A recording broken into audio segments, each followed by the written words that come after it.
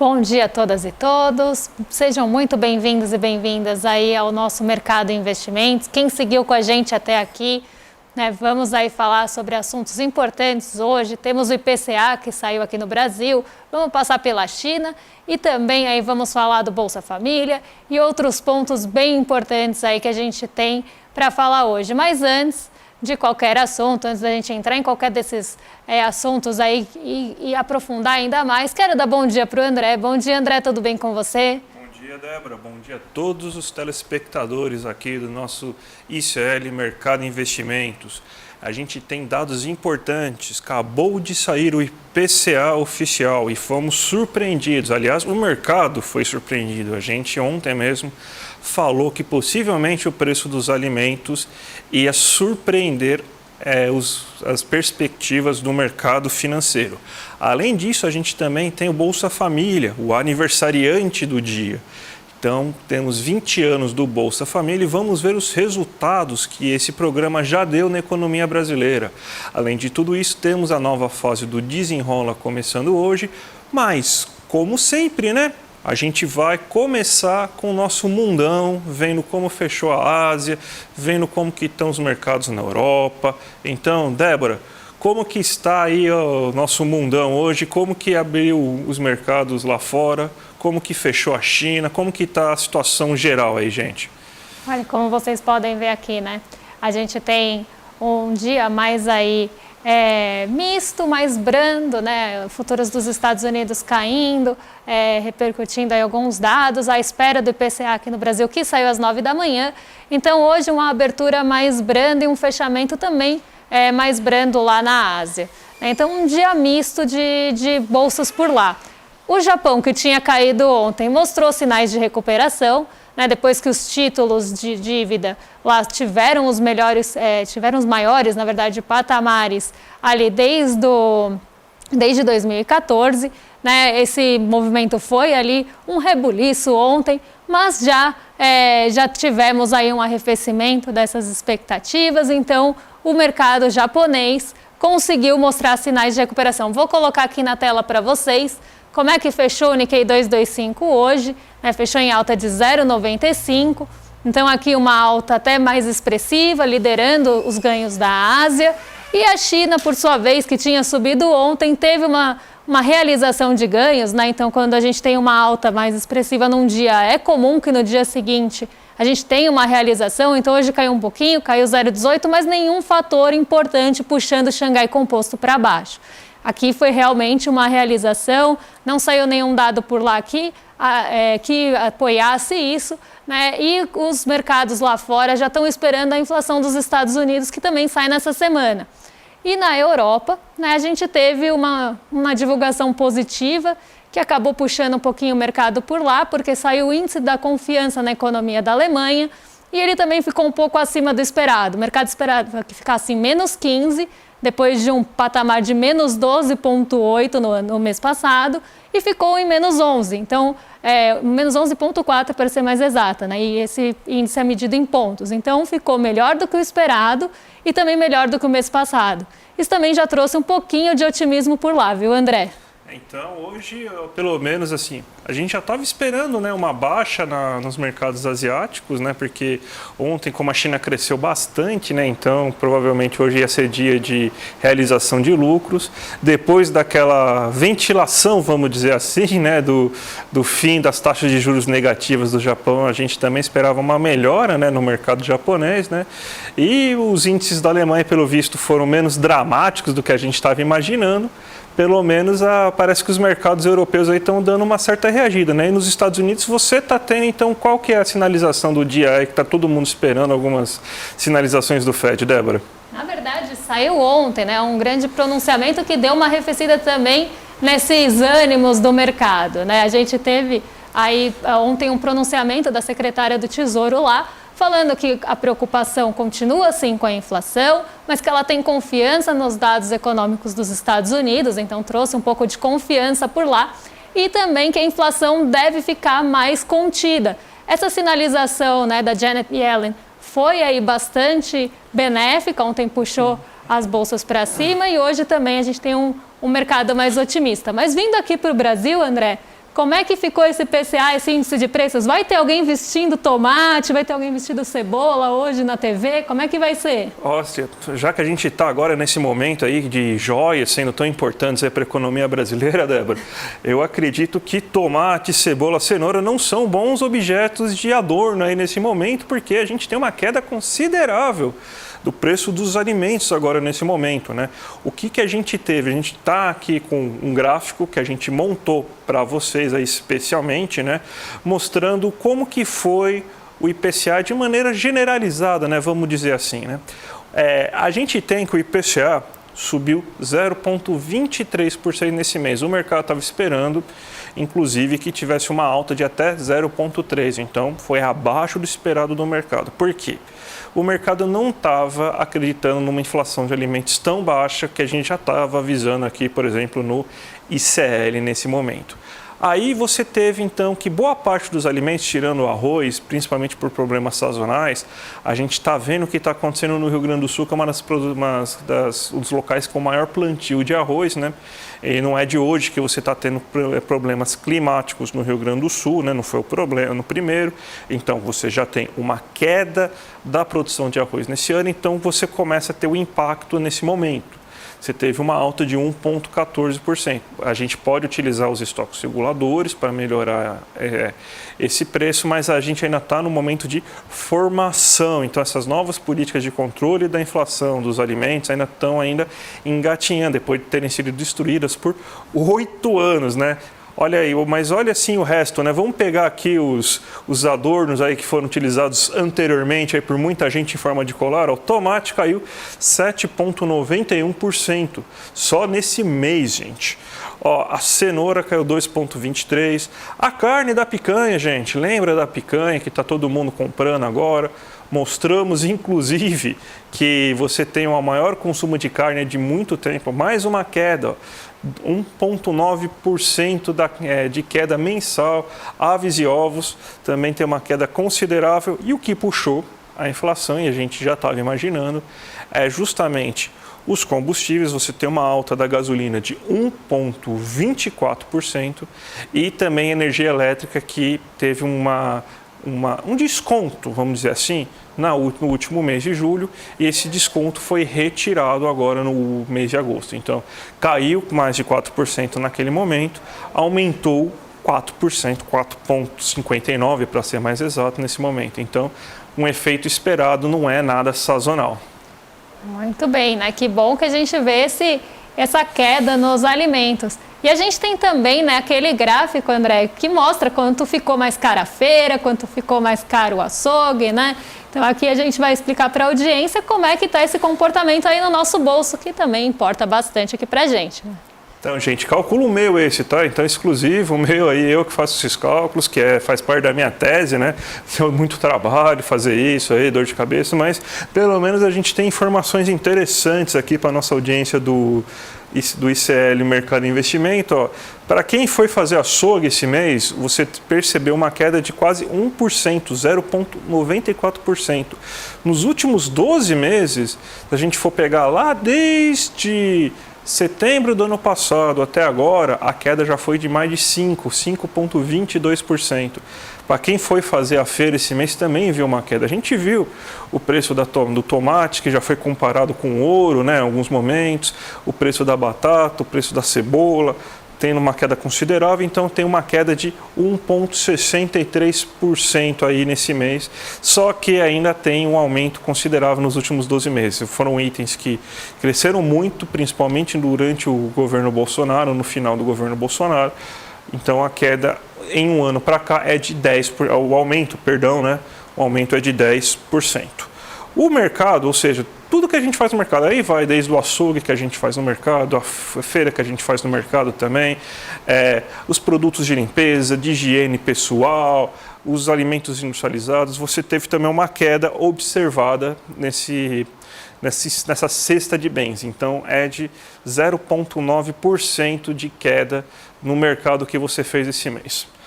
Se a gente pegar em comparação a um ano anterior, você tem um leve aumento. Então, está quase 0 a 0. Aumentou 0,84% em um ano, mas a gente tem uma queda de 0,9% somente esse mês.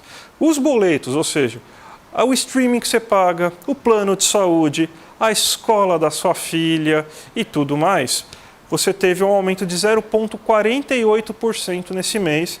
E se a gente for pegar dos últimos 12 meses, esse aumento já está de 2,66%. E o nosso grande vilão, mas a gente já explica que nem é tão vilão assim, é o lazer que o brasileiro está tendo. Porque teve um aumento nesse mês de 0,4% e nos últimos 12 meses é de 13,2%. Mas a gente fala, está mais caro para o brasileiro se divertir, né? A gente tem que lembrar que muito desse lazer é serviços, são pessoas informais ou formalizadas com pequenos comércios, como cabeleireiro, manicure, salão de belezas, o barzinho, o restaurante que você vai. Então, significa que tem muita gente consumindo serviços, então o preço está aumentando.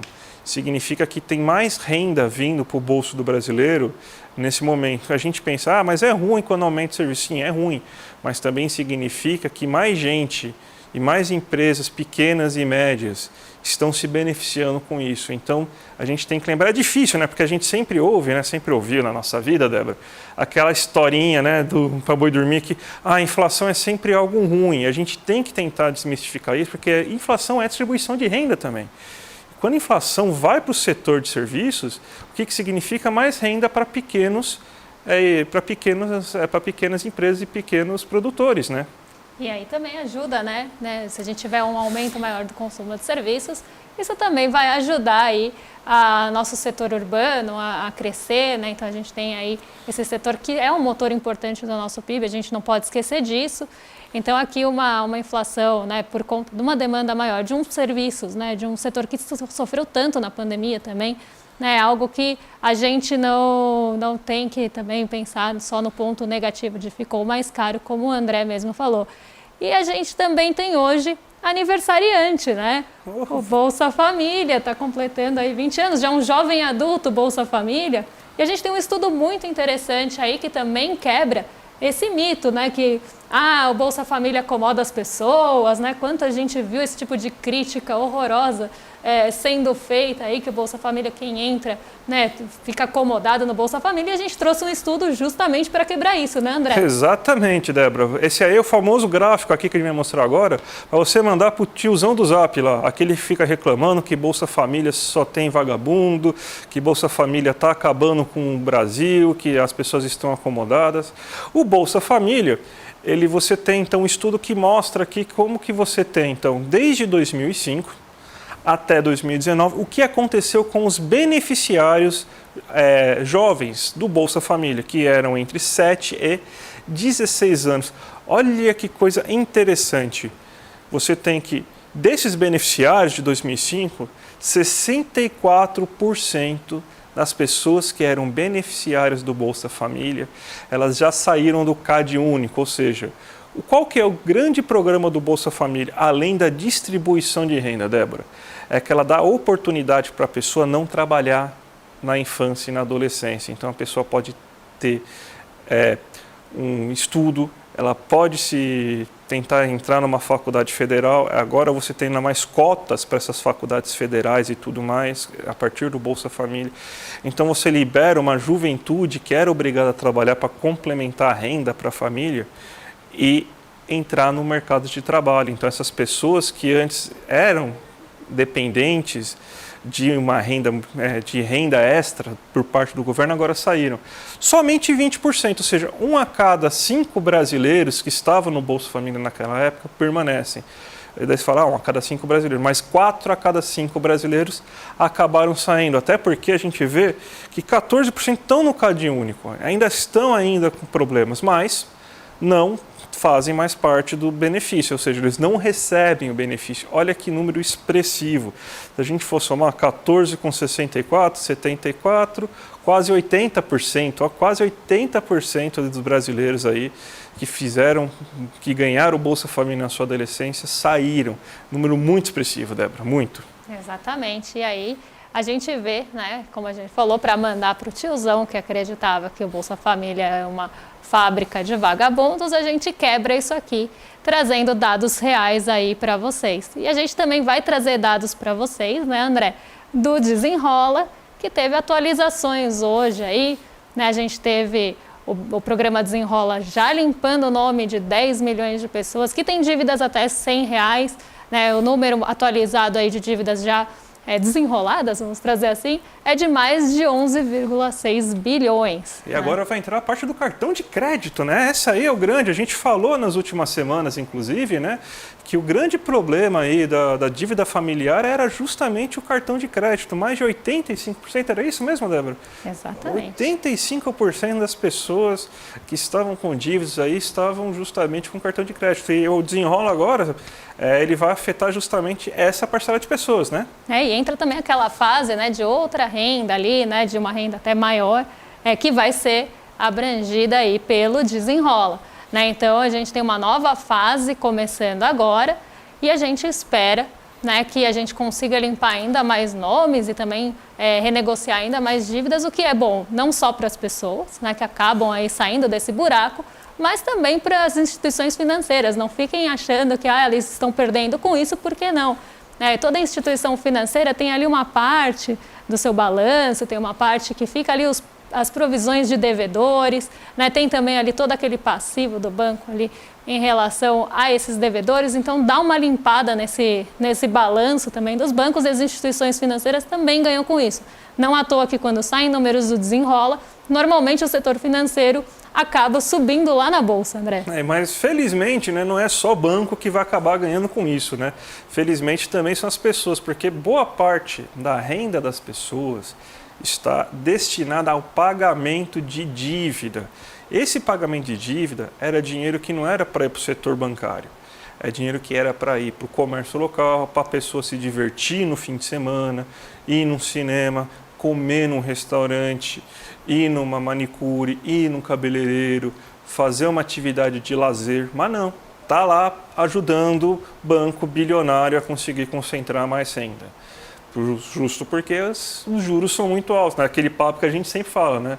Os juros são altos porque as pessoas estão devendo mais ou as pessoas estão devendo mais porque os juros são muito altos? Eu acho que é basicamente isso, né? Pois é.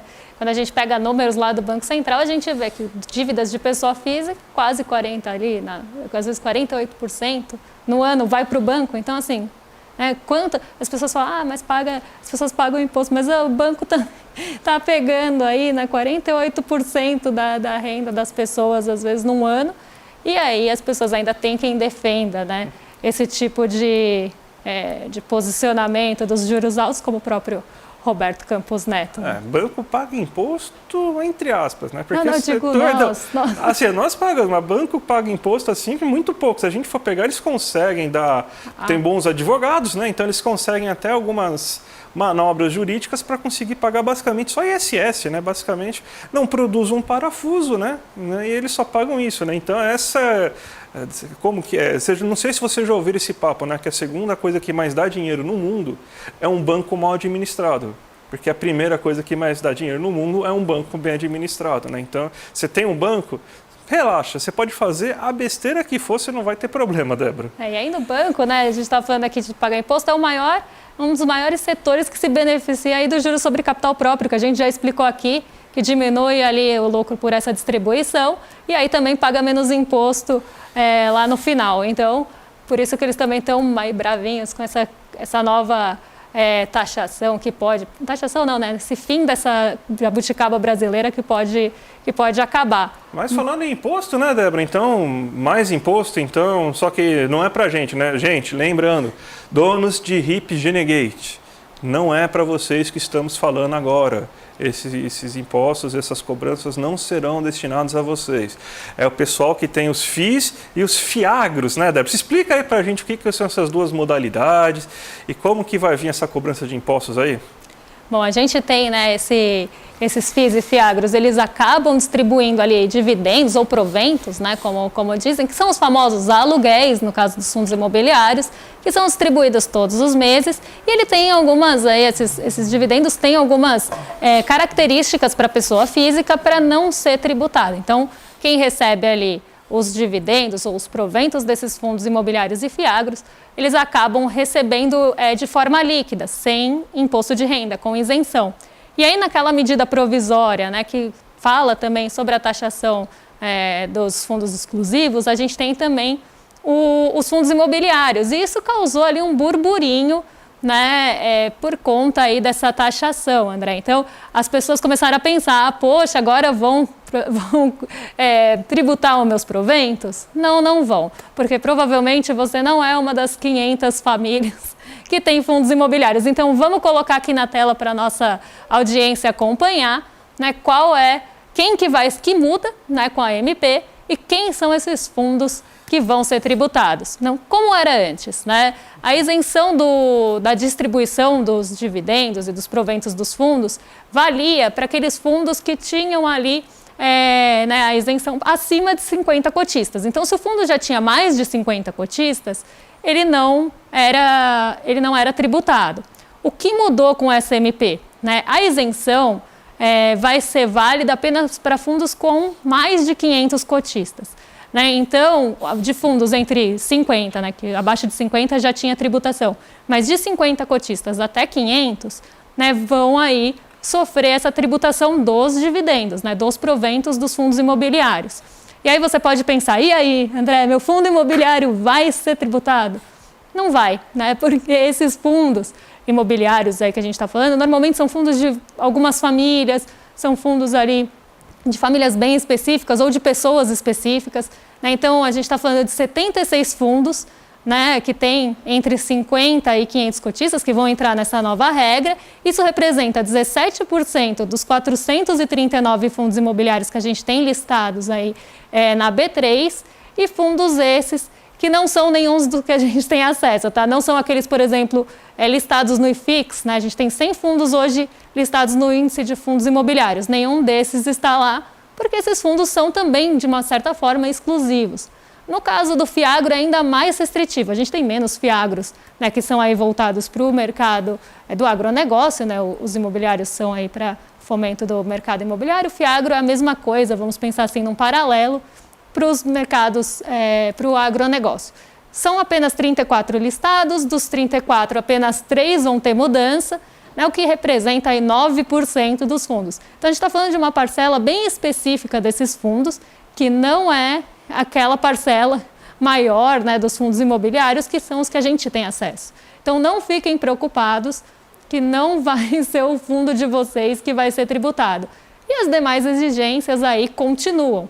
Né? Então, fundos, dividendos recebidos por pessoas físicas, desde que esse fundo seja listado e negociado no mercado de bolsa ou de balcão organizado e que o investidor não tenha mais de 10% das cotas, porque aí também começa a ter uma concentração, continuam com a sua isenção de proventos e dividendos. Vale lembrando aqui todo mundo, que o ganho de capital da cota, então quando você compra por um valor a cota e vende por um valor maior, esse sempre foi tributado, tá? Não muda também, continua em 20% aí de alíquota no ganho de capital. Mas esse ganho sempre foi tributado, tá, gente? Não é nenhuma invenção aqui da MP. Então quer dizer agora que os bilionários, esses donos aí de fundos exclusivos aí, né? Quanto é? 17% em um, 9% em outro. Então quer dizer que eles vão agora serem humanos normais? Eles vão ter eles vão seguir as mesmas regras que eu sigo, que você segue, Débora? É basicamente isso que você está falando? Na verdade, a gente não vai ser tributado, eles vão. Né? Então, esses fundos normalmente são aqueles fundos bem concentrados, às vezes que tem um monte de prédios, vamos pensar assim, sobre sua administração, e tentam ganhar com essa distribuição de dividendos de proventos líquidos, né? E agora não vai ter mais. Então melhor ainda. Então melhor um pouco ainda. de justiça tributária nesse país aí finalmente, né? Já que eu pago tanto imposto aí sobre o consumo, né? Que para mim o consumo, ele equivale para mim, para Débora, para todo mundo que está vendo aqui, né? Inclusive os donos de Hipchenegate, né? O consumo, ele é um peso bem grande, né? No nosso orçamento. Para eles, né? Comprar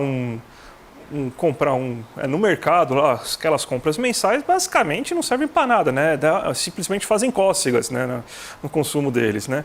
Então, mas eu fiquei preocupado agora depois de tudo isso, porque você sabe que nosso amigo mercado é um pouco sentimental, né? Essa notícia bateu bem, bateu mal no mercado. O que aconteceu aí com o nosso mercado? Olha, não tivemos aí uma repercussão dessa notícia de uma forma negativa, até porque o mercado tem um olho bem grande no fiscal, né? Eles adoram ser polícia do fiscal. Então, eles ficaram até ainda mais eles estão com uma desconfiança com o déficit zero, então aqui não teve uma repercussão negativa. Né? O que estava mesmo pegando eram as pessoas achando que era o bolso delas que ia ser atacado. E eu quis aqui explicar que não é. E hoje o mercado acordou feliz, André, olha só. O mercado está positivo hoje, 0,84% de alta no Ibovespa, muito puxado pelo índice de consumo. Tá? Então aqui a gente vê que o índice de consumo ele está puxando esse Ibovespa para cima por conta do IPCA. Né? O IPCA ficou no piso das expectativas, a mediana era 0,28, a menor expectativa era bem próxima aí do 0,23, então o mercado ficou contente com o IPCA. A gente tem Nova York subindo bastante, não é porque o New York Jets ganhou ontem, tá? Que é uma notícia também, né, de se chocar, mas não é por isso que Nova York está feliz. Né? Nova York está subindo aí por conta do que eu falei. A gente tem uma expectativa pelo CPI, que é o índice de preços do consumidor, que sai essa semana, e a Janet Yellen trouxe quase um carinho falando, né, deixando ali as pessoas mais calmas, que a inflação deve ficar sob controle. Isso fez com que as taxas de juros lá arrefecessem um pouco, e aí o mercado está respondendo a isso, principalmente a Nasdaq, que é a mais sensível aí dos mercados nova-iorquinos. O dólar está subindo, né, contrariando aquela máxima que a gente tem de bolsa em alta e dólar em queda.